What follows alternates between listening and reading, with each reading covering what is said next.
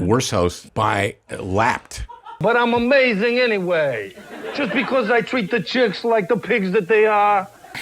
Seagal is a great entertainer. Prove this guy wrong, come on. The only thing is that Steven Seagal urgently requires channels like Sensei Seagal or mine, Alex Lantz, to unleash his complete comedic potential. Without a little refinement, his creations come across as amateurish and lackluster abominations of a martial arts practitioner and a humorless, self-unaware individual without any skills. And has no sense of humor. Back in April 1991, when the great master of Aikido hadn't fully transformed into a penguin, and rumors of his cookies-eating records in strip clubs had not yet spread across the world, a lot of people paid money to movie theaters simply to watch Steven Seagal flailing his hands and pushing stuntmen around.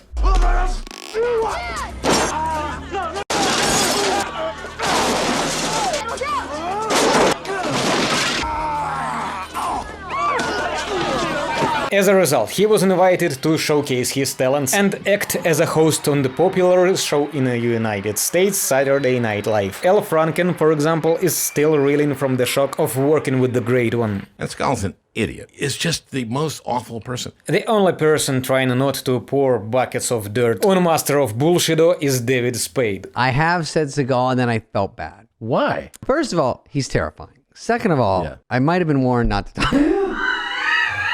Now I am ready to tell you the amazing story of how the fantastic intro for the episode was created. It's great to be here in New York, and it's great to be opening up Saturday Night Live. The crew's idea was to make Steven Seagal to perform Kung Fu Fighting song in the intro. By the way, the song is great, just on a side note. And during the performance, Steven would scatter show crew members in his trademark style. And he goes, I'll talk it. And we're like, it's funny that you go, hi. There was Little Jack Chan from Little China. Hi. Well, perhaps it would be amusing, why not? Especially since Seagal doesn't know how to do anything else. And so he goes, I don't want to do that. And he goes, but I could kill everyone in this building. I'm like, well, we know. So at first, Steven refused, then agreed, but at the end he took a guitar and started to pretend that he could sing and play. Now, if you don't mind, I'd like to sing and... Everybody was Kung Fu fighting.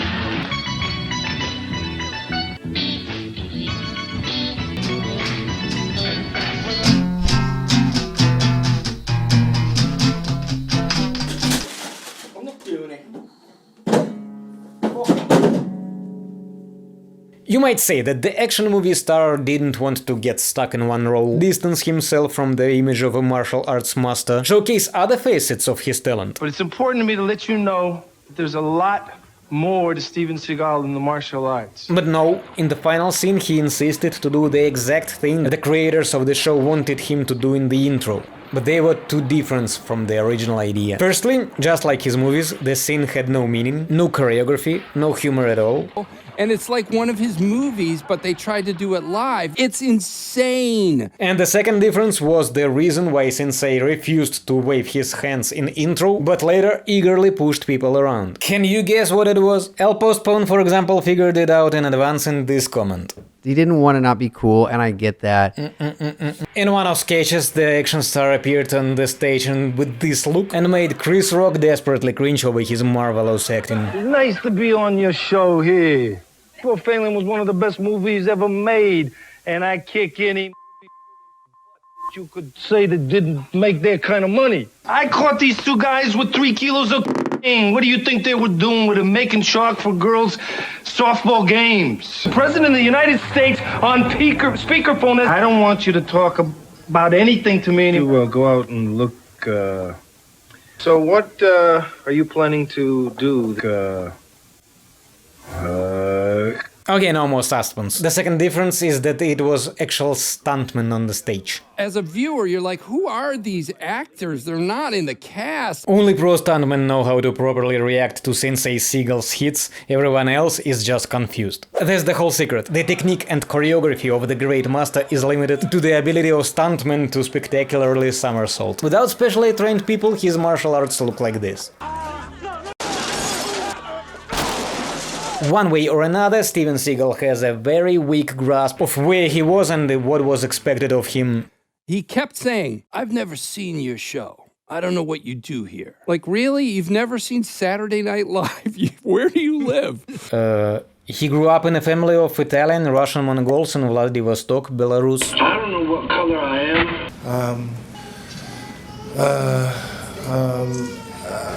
And my grandmother, who surely looks pure Mohawk, and I'm pretty sure she is. I'm a little bit Asian and I'm a Russian Mongol. Yeah, I have some Italian on my mother's side, and Sensei arrived at the studio fully convinced that he was invited to a Vanity Fair. And I like to try to explore the mythical poet and the warrior that has all but vanished in modern society. The relationship between man and God. get out of here. Yes, sir. The struggle of the common man against politically corrupt systems. I have discovered more information than any hacker ever has. And the whole episode would be dedicated to his spiritual superiority over the peasants from the show crew. I hope you'll forgive me for being a little bit serious. Well, as I understand, it's a comedy show, but if you really want to, the main thing is let's agree to avoid boasting from a conceited hypocrite who fills the void in his soul with the cliché moral lessons. This is what happens when you pollute the planet. During the preparation of the episode, the SNL team encountered a person who didn't understand most of the jokes and refused to participate in sketches that require self-irony. Why the f would I do that? We're like, And when Steven was himself visited by the muse, producers were amazed by his ideas. Here's an example. On Wednesdays, after read-through, so it was me, Lauren, and Seagal. He says, I have an idea for a sketch. According to his stroke of genius, Victoria Jackson, the girl who's being groomed here by a morally upright Buddhist monk, would play a victim of an assault. After the psychological trauma, she seeks help from the psychiatrist. And I'm her psychiatrist, and I hypnotize her. I have sex with her. And then at the end, I tell her she's got to come back every week.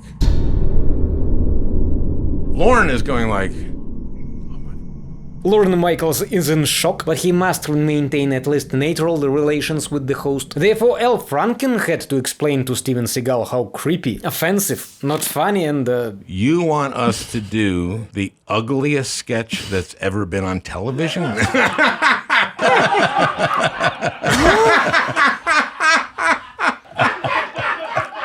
He's a fucking moron. But the master of bullshido never understood what the problem was. And he says to me, you don't like any of my ideas.